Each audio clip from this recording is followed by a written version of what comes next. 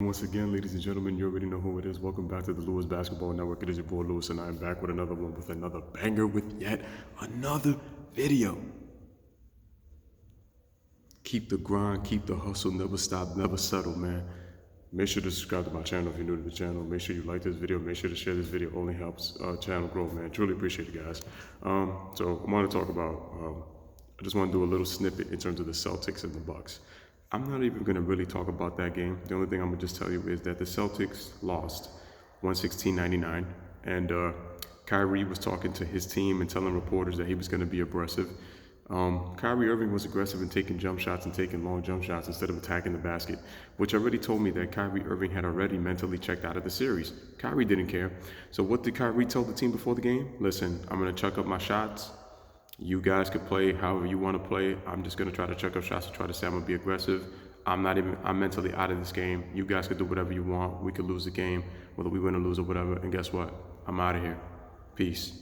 I could care less about this. And ladies and gentlemen, I told you, Kyrie Irving does not give a damn about the Celtics. This was not one of his preferred destinations. It looked like it could have worked in year one up until his injury. Then he came back along with Gordon Hayward. Both of them struggled.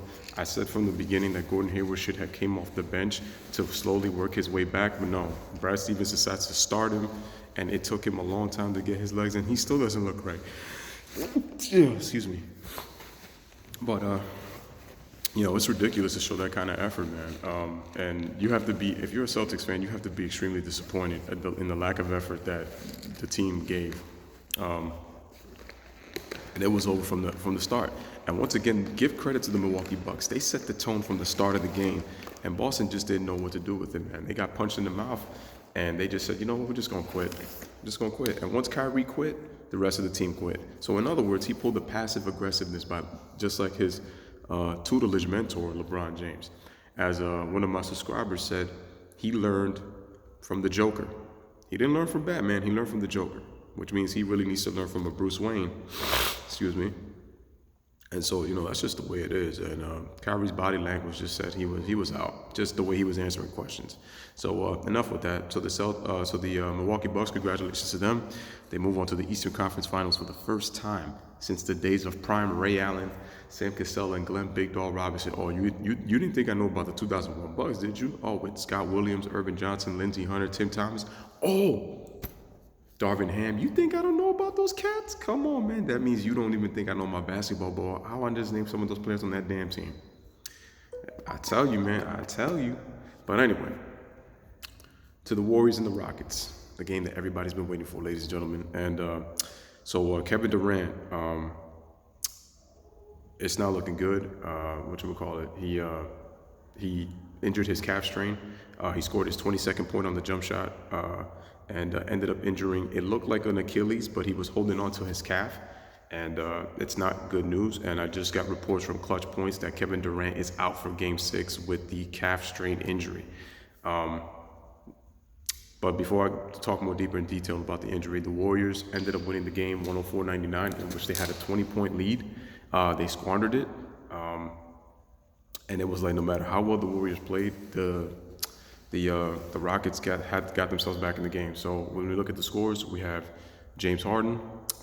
He had 31 points on 10 of 16 from the field. Very efficient. The only problem I had with James Harden was he only took one shot in the fourth quarter in the last 8 minutes of the game. Not good. PJ Tucker gives you 13 points on 5 of 8 shooting. Let's see. Austin Rivers only gave you 2 points. Iman Shumpert, 11 points off the bench.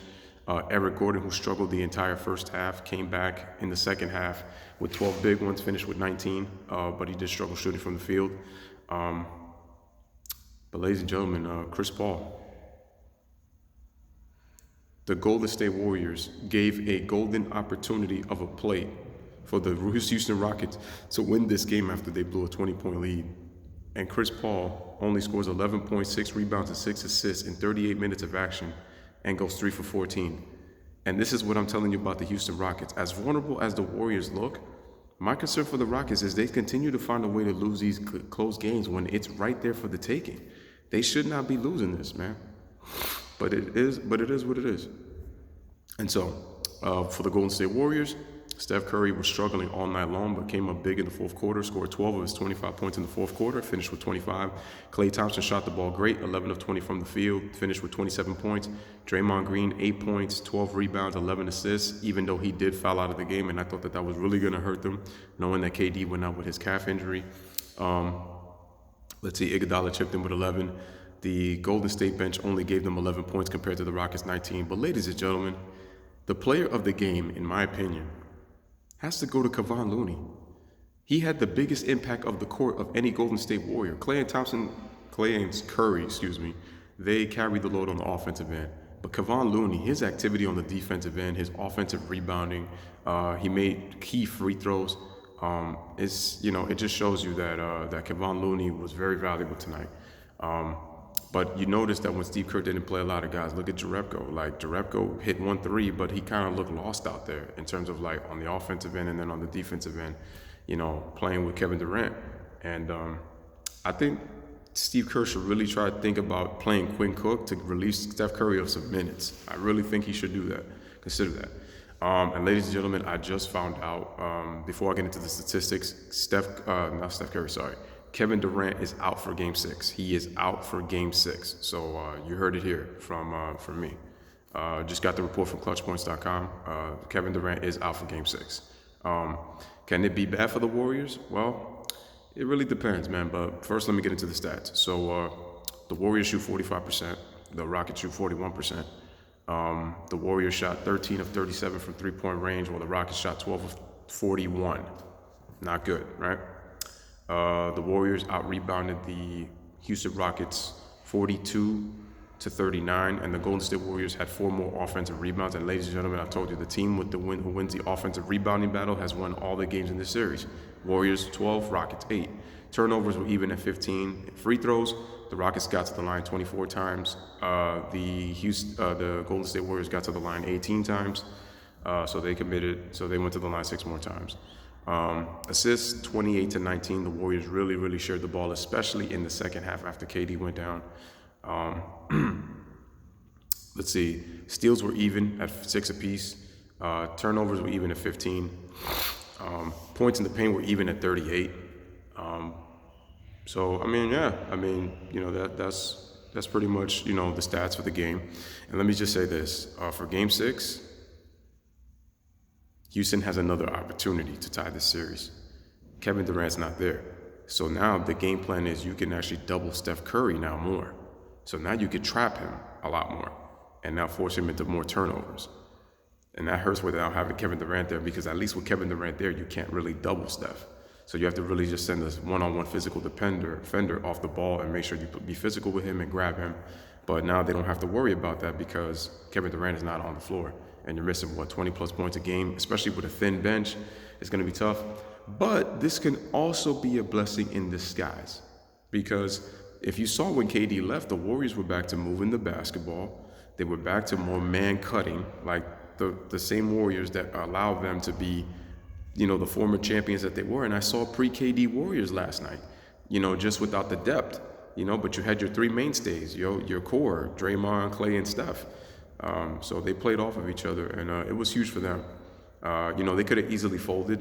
They could have easily panicked. They could have easily, they could have cracked, and they easily could have lost the game after the Rockets took the 1-point lead, but the Rockets never built on it because they once again Chris Paul was not aggressive and took some stupid long shots and disappeared once again. James Harden, James Harden, he only took 1 shot in the fourth quarter. So I was not liking the passiveness of both CP3 and James Harden. And this is just why I don't like the Rockets advancing. It's not because I hate them personally and all that. It's just when I look at Paul and Harden, and it's like Chris Paul, once again, was trying to draw fouls from the referees with this acting. This whole flopping and this acting. And it's like, I'm losing more respect for Chris Paul by the second. Like, dude, play basketball. You're trying to do all this drama just to get a damn foul call and trying to get niggas kicked out and all this. Like, well, Chris, play basketball. At least with James Harden, he stopped relying on the referees. Chris Paul is still trying to do that. That tells me that if you're still relying on referees, it's basically saying that you're not that good, and I can see you're kind of declining every time I watch you play. So it's crazy. But, it is what it is, man. And Look, I mean, Game 6 is going to be interesting. But like I said, like Kevin Durant, it's going to hurt him not there. Defensively, it's going to hurt also. But at the same time, the Warriors, again, this could be the time that they could.